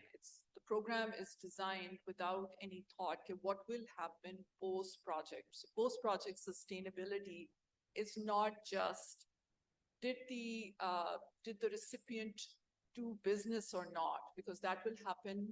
And our own data on 132 women shows that at the end of 2 years, 132 women were involved in low-skilled tailoring and other women traditional businesses. But when we looked at them 36 months and we followed them at 1 year, we followed them at the 2nd year, and then we followed them at 3 years post-intervention closing. At the 3-year mark, only 15%, only 20 women out of and there were many, many reasons. So those are the 2 questions that I feel that the traditional looking at graduation programs from subsistence to ending to no further connections, the post-program design should also be part of the program design.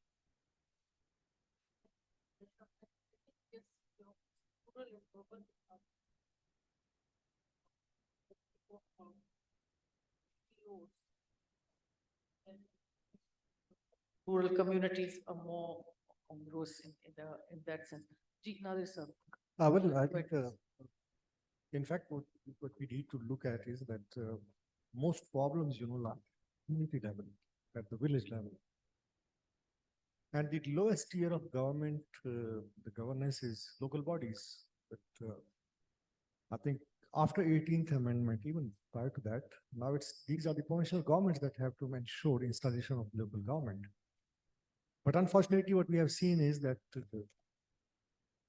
whenever provincial government elections are held, they try to delay local bodies election. That's a very major issue, I think, that the provincial governments need to make sure that they strengthen local bodies, elections are held on time.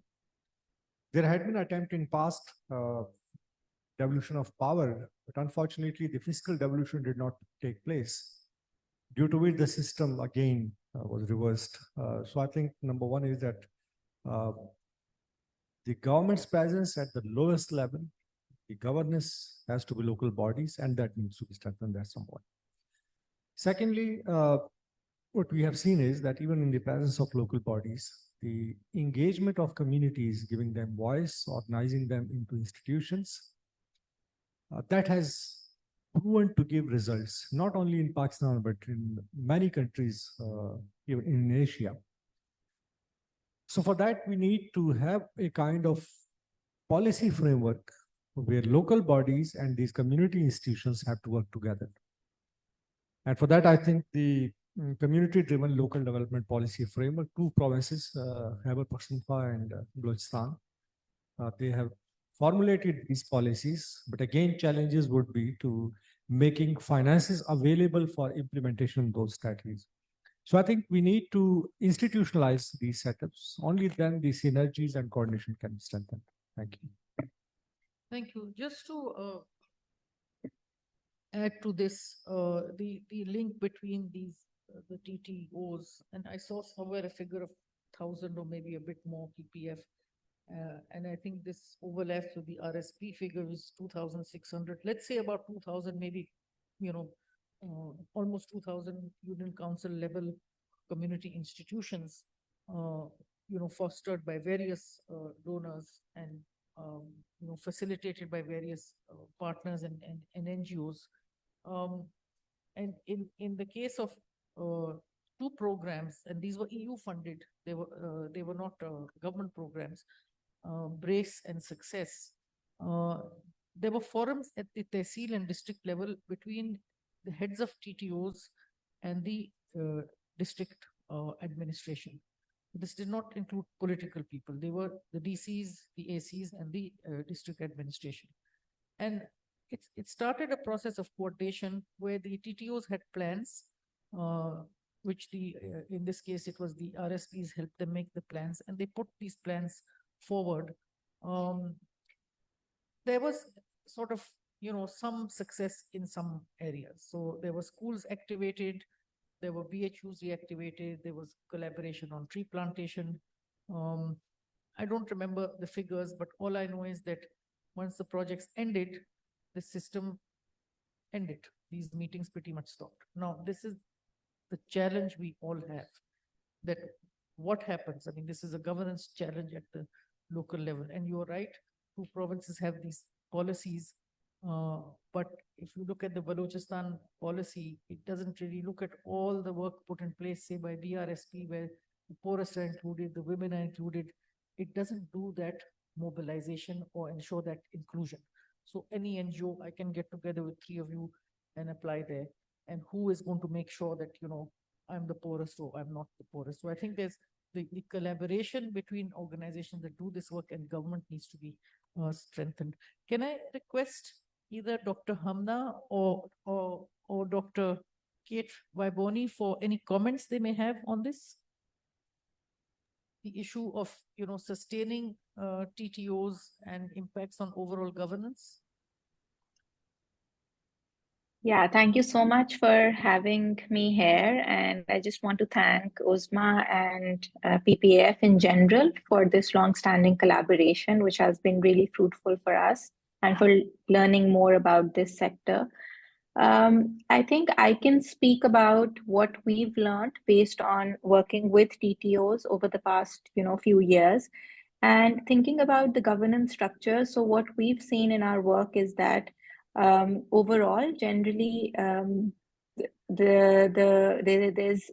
these TTOs are providing a forum which is bringing together people even within these communities. There's a lot of diversity. We have women that are part of the management. Then you have people who are from, you know, poorer households within the community with relatively wealthier members from the community. You also have individuals in the management and as part of the executive bodies who are not educated, and then their members who are educated. So they're kind of institutionalizing a forum and providing a platform to bring together a really diverse group of people.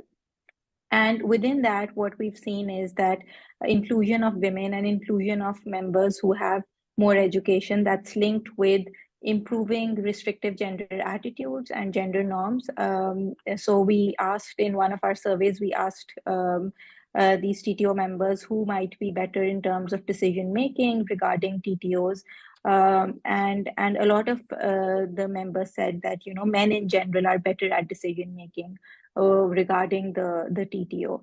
But on average, those who were more educated, you know, they were less likely to state that women are not as good as men to make these decisions. And that's something that's also, you know, very strongly come out in Dr. Rasool's, you know, presentation, that, you know, these interventions and having these organizations and graduation interventions has helped in changing attitudes at the grassroots level.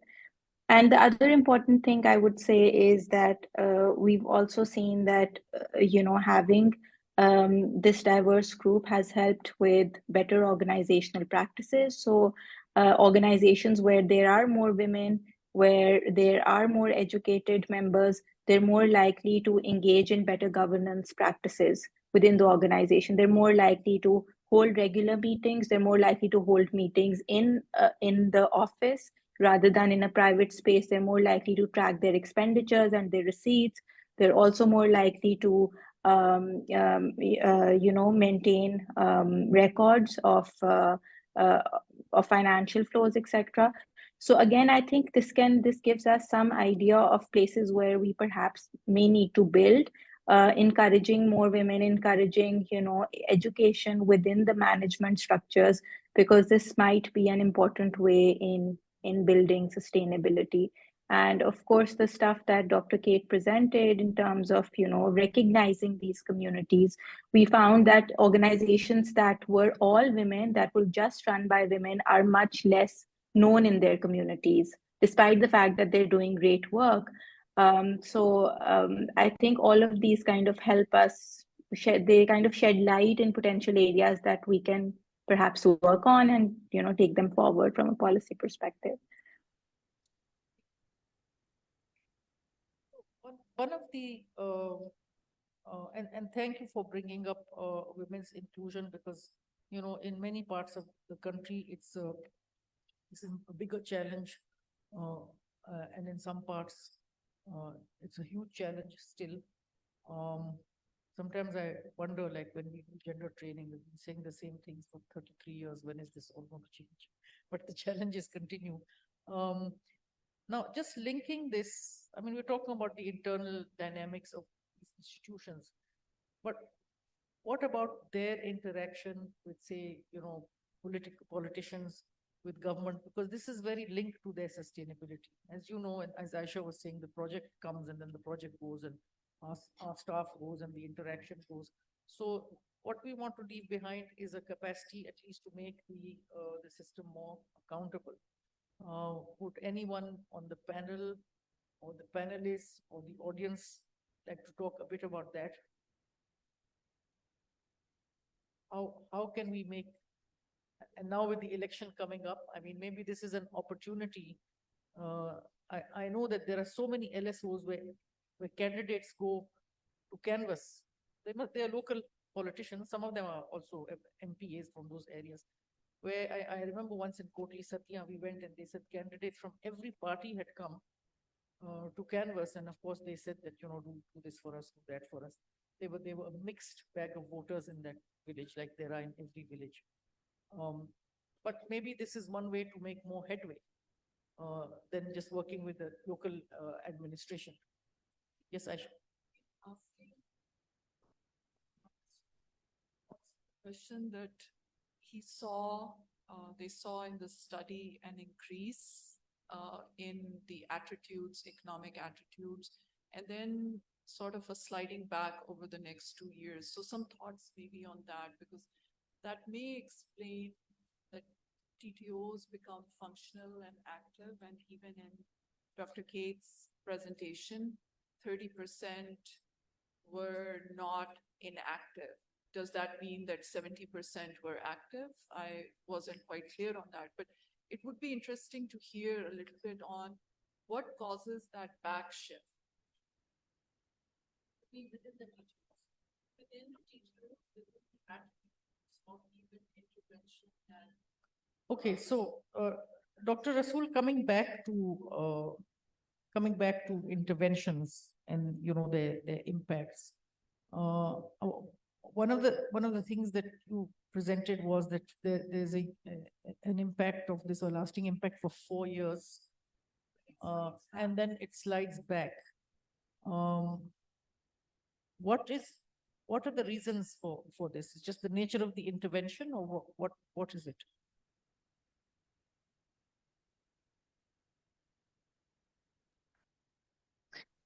So, Ma'am Chandana, I think Dr. Rasool had to leave, but I wasn't sure if you wanted us to speak to the previous point regarding the TTOs kind of becoming active or inactive, because I'd be happy to come in on that. Sure, please go ahead. Sure. Okay, sounds good. So, I mean, I think our sense from looking at the data and from seeing some of the field work is seeing some of the TTOs in the field, which are all we've been so impressed by the work that they do. I mean, they're basically volunteer organizations, and I think there's a natural life cycle that can happen. And I think before we ever went to the field, this is also something that many from the RSPs and from PPAF also observed to us as we were starting our discussions, that, they have a cyclical activity, and that's just a natural consequence of people get involved, then they get, maybe something comes up in their lives and they get busy, and it's not a job, it's something they're doing because they care about it, because they're wanting to serve their communities, because they're motivated in those kinds of ways. And so I think what we think is going on you were asking, ma'am, about the number who became inactive. Yes, there are a substantial number who become inactive by the end line, and that's because we start out with a sample that are active, and then some of them naturally will become inactive. Some of them become active again in the future, but others don't. And so I think that what we're trying to understand is, can we, by any intervention and support from the higher level, help them to kind of stay active and invigorated for longer? And it looks like actually we can.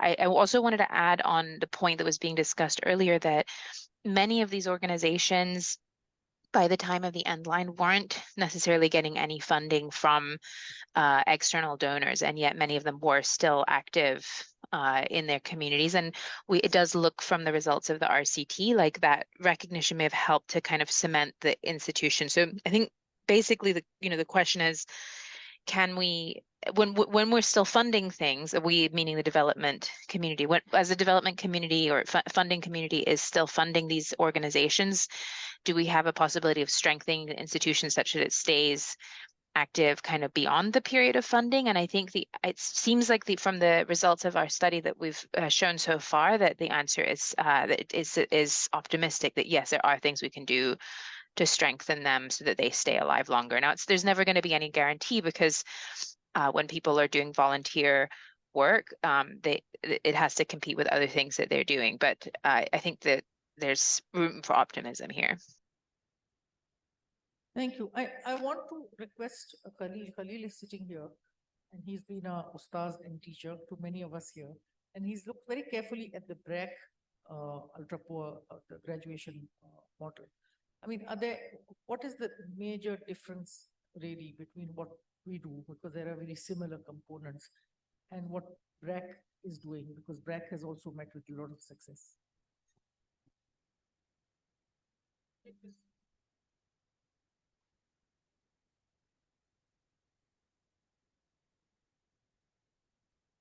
Thank you so much. The BRAC experience, poverty graduation, is based on evidence generation.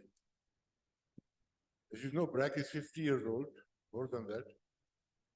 And every few years they do evaluations, research, assessments, and from that they draw lessons and then incorporate them.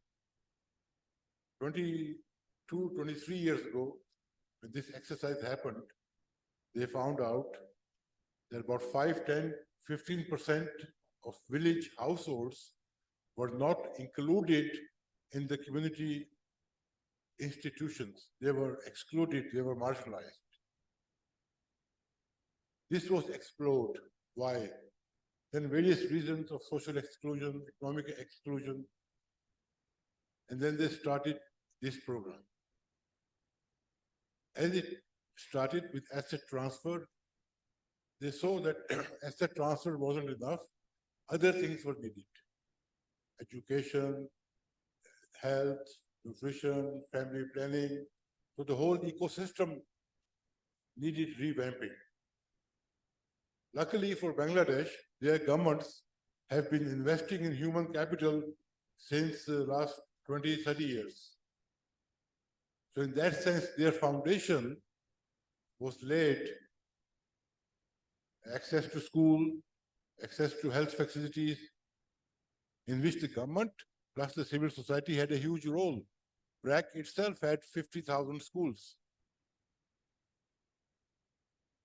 But the key thing was, they had a mainstream programs, as we heard about PPF or any other NGO, RSP. But this was a specific program focusing on the ultra poor. And it was multi-input program, sequential program, time-bound program, and the key intervention was the mentor coach.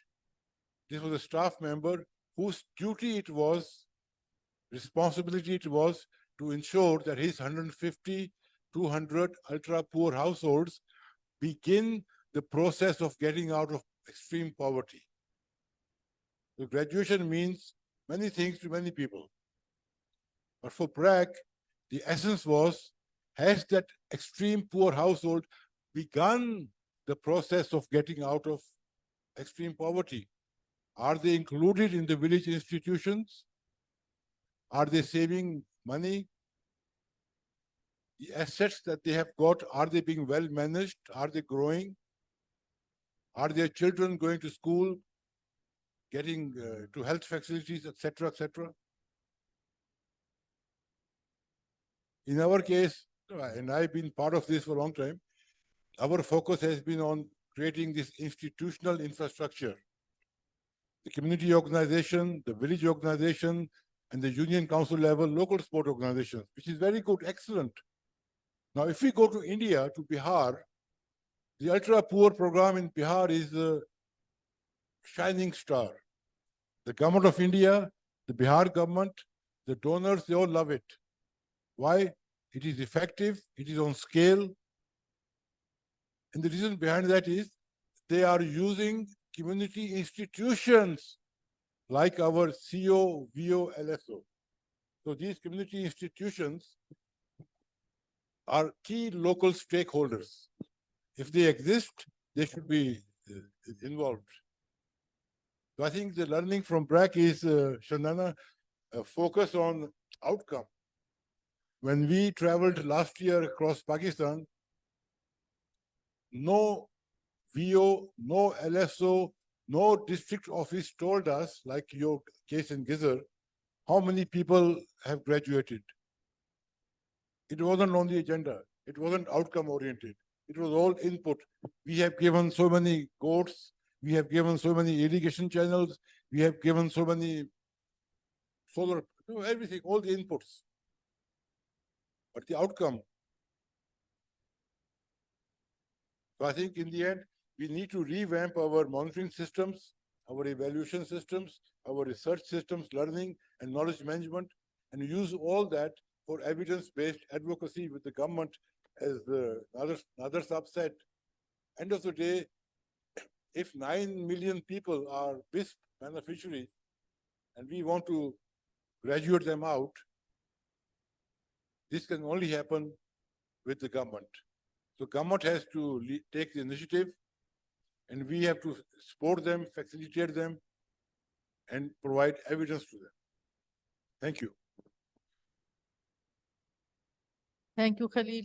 Would anyone from the audience, if you can introduce yourself and then.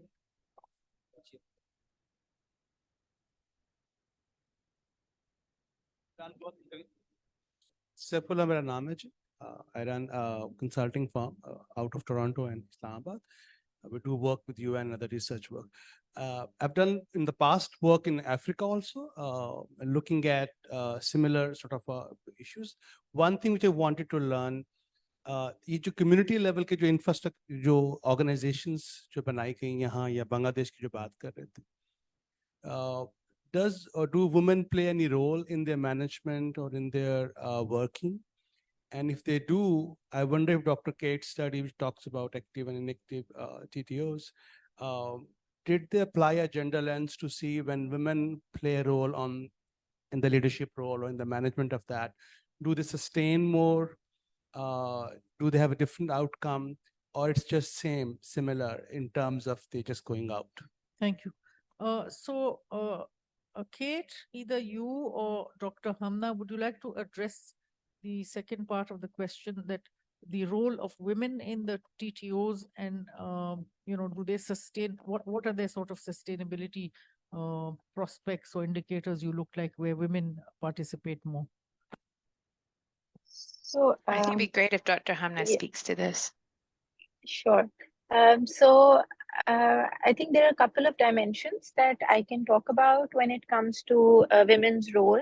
So what we find is, again, everything that I'm speaking about, this is not, this is all correlational based. So the results, so I would just like to make that qualification. But what we do find is that organizations where there are more women in the management, we don't find that to be correlated with better governance practices. However, we do find that when women form the majority in management, they tend to do more projects that are targeted towards girls and towards women in those communities. So we don't find evidence within of female-led or organizations where there are more women to be having better governance practices, but we do find that they're more likely to focus on work that targets women. What we also find is that, interestingly, the partners, which is the partner organizations, POs, when we interviewed their respondents, like their representatives or their officials, we find that they tend to have better perceptions about the quality and the performance of TTOs, where there are more women. And in terms of thinking about more I don't remember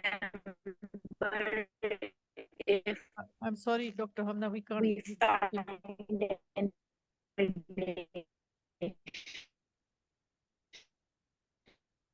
we didn't hear the last part of what you said. Could you repeat that? Okay, Nadir sir. Thank you. If you look at our country, culturally, we are a very diverse country. And in different regions, in different areas, we have different experiences. As development professional practitioner, I would say. What I have seen, like in Sindh, for example, the success program that Shannon just so mentioned. that's all. Yes, Ms. Hamna, you can complete and then I can comment. So in Sindh, for example, the success program is completely led by women. So they are at the forefront and they are leading the whole show.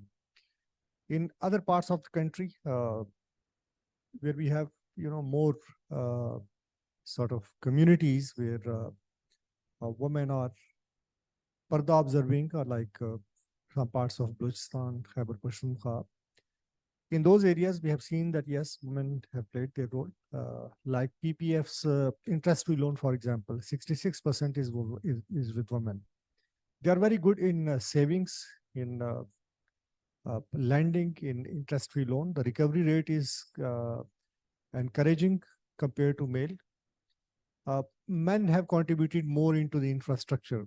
But what we have seen that women, yes, they do contribute. And all this movement of social mobilization is basically culturally sensitive. So in areas where men and women cannot sit together, so there are separate community institutions for men, separate community institutions for women.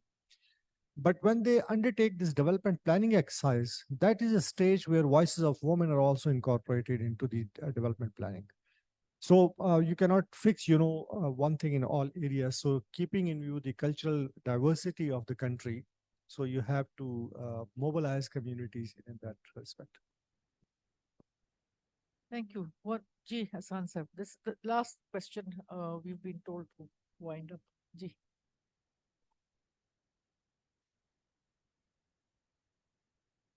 Thank you, Chandana. We need to rethink and redo these studies, because after the flood 2022 and the dollarization or price hike of the dollar, all those who were just above the poverty line have sunk down to the below poverty line. Now the poverty and the resilience and the indicators and the measures for future resilience would need to be redevised. Thank you. I've been told I should summarize. I'm really wondering where I should begin because I have 3 pages of notes myself. But I think one thing we have seen is the effectiveness of these programs if there is a commitment to fund them and also to scale them. I know that there are many institutions working on this. but the scale of the problem is so big. You know, very often, those of us who worked in AKRSP, we are told, oh, but that area is very different. We don't see this anywhere else. Well, that area has had a concentrated input since 1982. The rest of the country is much bigger, and it depends on where you go to look for what we do. You can't drive down the motorway and say we don't see anything happening. So I think one is the commitment of resources, because the knowledge is there, the expertise is there, and I think we should be proud that this is locally produced knowledge, and we are all local people working on this. And you know, those experts who've looked at it and who've dissected it, we have seen that this works. But I think the key thing is that the government really needs to own this more, in terms of, I don't mean just one ministry, I mean all the departments who need to work through these 3-tier organizations, or the tiers below them. And there are some TTO networks as well in some places. And if that commitment doesn't happen, then you know, this approach can't survive on projects. Projects can only demonstrate, put in place a capacity. So with that, I would like to thank everybody on the panel, the speakers, and all of you. And Abid Saab is not here, but I would like to thank SDPI for hosting this panel. Thank you. Thank you so much. I extend my gratitude to Thank you so much. speakers, Kate Viborni, Nader Gulbaret, and Imran Rasool. Special thanks to our distinguished panelists, Hamna Ahmed and Aisha Khan, as well as our esteemed chair, Chandana Khan. We are grateful to Abid Solari Saab. We're grateful to our chief programs, Arshad Rasid Saab, for conceptualizing this debate. Also express my appreciation to our audience for participating and making this a collaborative experience. Thank you. Allah Hafiz.